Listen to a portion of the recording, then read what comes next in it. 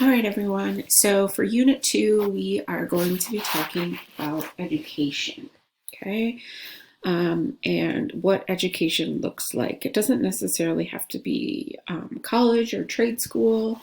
It could be a training program, or it could be on-the-job training, whatever works for you.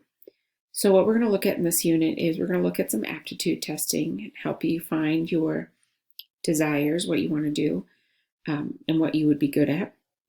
We're going to look at some career information about the areas that you are interested in and then the requirements of those areas, as well as the amount of money you can make doing those things.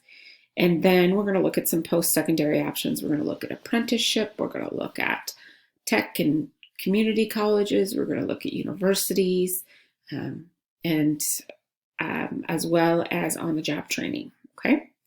And then we are going to look at some examples of how to get financial aid. So that is what we're doing.